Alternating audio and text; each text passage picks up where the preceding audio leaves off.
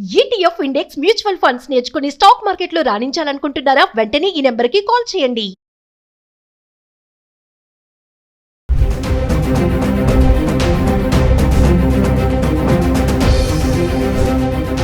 నమస్తే, welcome back to Suman TV. ప్రస్తుతం మనతో పాటు ఉన్నారు అనలిస్ట్ మందరి కృష్ణారెడ్డి గారు. నమస్తే సార్. నమస్తే అమ్మా. సార్, గోల్డ్ రేట్స్ మనం మాట్లాడుకున్నాం, 99,000 ఉంది. ఈరోజు చూస్తే 1,300 చిల్లర్లో ఉంది. అంటే పెరుగుతుంది మళ్ళీ బంగారం ధర. యాక్చువల్గా చూసుకుంటే దేశీయ రాజధాని అయిన ఢిల్లీలో దీనికి బాగా డిమాండ్ ఉండడంతో ఈ రేట్ ఇలా పెరుగుతుందని చెప్పేసి అంచనా అంటున్నారు. ఒకసారి దాని గురించి మాట్లాడుకుందాం. గోల్డ్ అనేది ఏ ఒక్క రోజు స్థిరంగా ఉండడం అనేది మనకు కనబడదు. కొంచెం పెరగడం, కొంచెం తగ్గడం డెఫినెట్గా జరుగుతూ ఉంటుంది. ఎస్, ఒక 2-3 వేలు, 5,000, మినిమం 10,000 నుంచి 25,000 మధ్యలో డెఫినెట్గా పెరగడం కానీ తగ్గడం కానీ జరిగి ఫ్లక్చువేషన్స్ అయ్యి కొన్నాళ్ళు అక్కడ కొట్టుకుని మళ్ళీ మెల్లగా ఒకవైపు ప్రయాణం చేస్తుంది. అంటే తగ్గడం కానీ ఇటు పెరగడం కానీ ఏదో ఒకవైపు ప్రయాణం చేసే అవకాశాలు ఉంటాయి. అలాంటి పరిస్థితి దశ లోపల ఇప్పుడు మనకు ఆ పీరియడ్ నడుస్తుంది. ₹1,00,000 కన్నా బాగా పెరిగి మళ్ళీ మెల్లగా డౌన్ అయ్యి మళ్ళీ కొంచెం 1,00,000 దిగి మళ్ళీ 1,00,000 దగ్గరే కొంచెం పెరగడం తగ్గడం చేస్తూ ఉంది.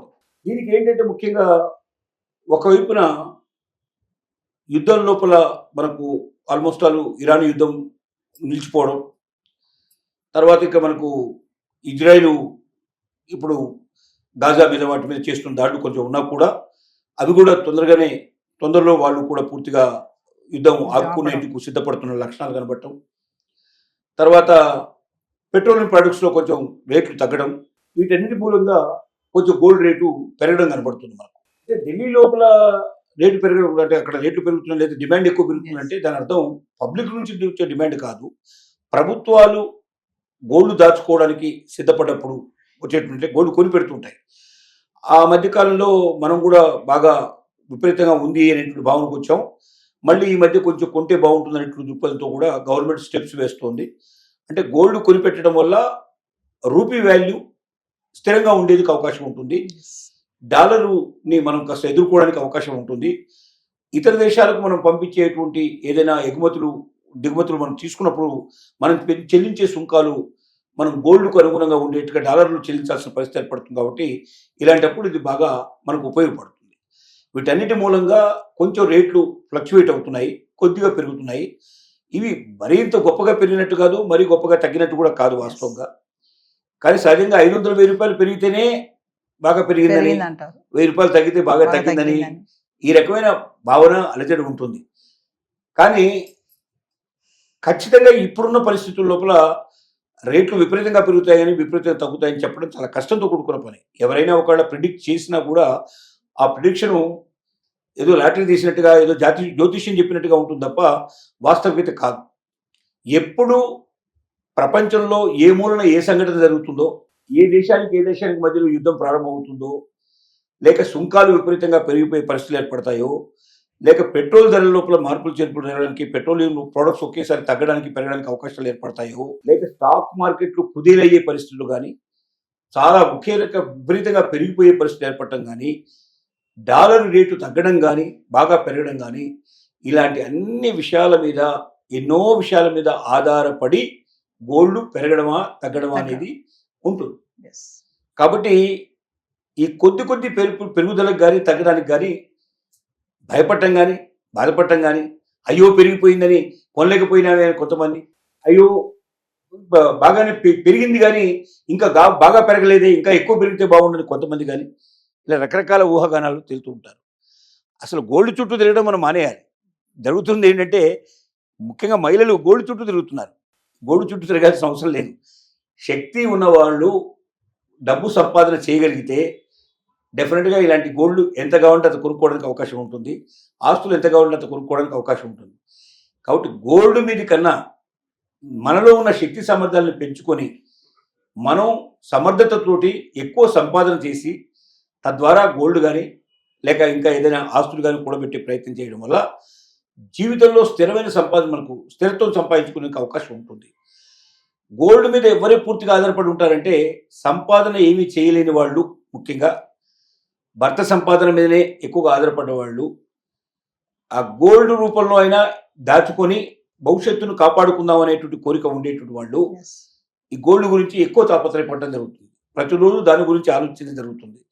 మనం ఆలోచించినంత మాత్రం అది పెరగదు, ఆలోచించినంత మాత్రం తగ్గదు. ప్రపంచం అంతా ఒకే రేటు ఉంటుంది కాబట్టి ఇది ఏ ఒక్క రాష్ట్రానికో ఏ ఒక్క దేశానికో వర్తించేటువంటి రేటు కాదు ఇది. అంటే ఇంటర్నేషనల్గా వచ్చే మార్పులకు అనుగుణంగా గోల్డ్ పెరుగుతూ తగ్గుతూ ఉంటుంది. Yes. అదే మళ్ళీ మనం చెప్పగలిగేది, మీరు ఎట్టి పరిస్థితుల్లో అప్పు చేసి మాత్రం కొనొద్దు. గోల్డ్ కొనే ప్రయత్నం చేయకండి. మీ దగ్గర డబ్బు ఉంటే గోల్డ్ కొనుక్కోండి. ఈ కొద్దిగా పెరిగినా కొద్దిగా తగ్గినా డెఫినెట్గా గోల్డ్ అనేది ఒక పెద్ద ఎసెట్. Yes. అతి తొందరగా మీరు ఎక్కువ టైం లేకుండా 5 నిమిషాలు 10 నిమిషాల్లోనే మీరు అవసరమైతే గోల్డ్ తాకట్టు పెట్టి డబ్బు తీసుకోవచ్చు. అమ్మదలుచుకున్నా అతి సులభంగా అమ్మడానికి అవకాశం ఉంది. బాండ్స్ రూపంలో ఉంటే ఇంకా చాలా ఈజీగా మీరు అమ్మడానికి అవకాశం ఉంది. ఎవరైనా దాచుకునే వాళ్ళు మాత్రం ఆర్నమెంట్ రూపంలో దాచుకోకండి.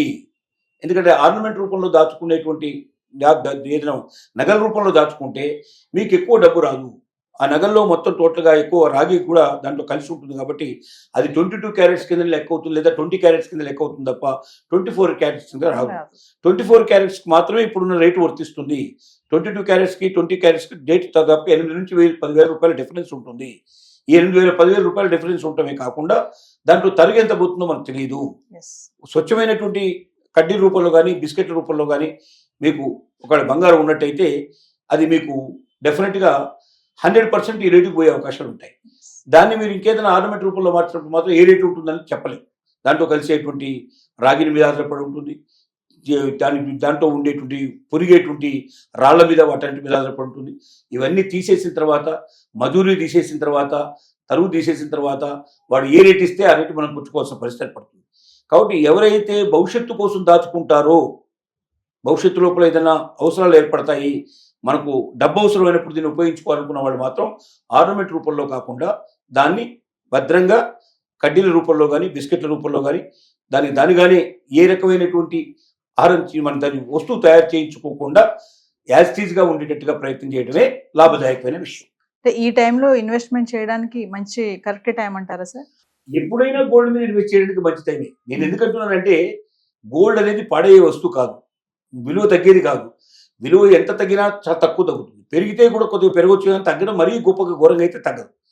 10,000 15,000 20,000 రూపాయల డిఫరెన్స్ రావడం తప్ప 100% తగ్గడం అయితే ఎప్పటికీ జరగదు. మనం చూసాం కదా చరిత్రలో, ఎప్పుడైనా పెరగడమే తప్ప తగ్గడం ఉండదు. కాబట్టి గోల్డ్ ఎప్పటికీ పడిపోదు. కాబట్టి గోల్డ్ మీద ఇన్వెస్ట్ చేయడం ఎప్పుడైనా మంచిది.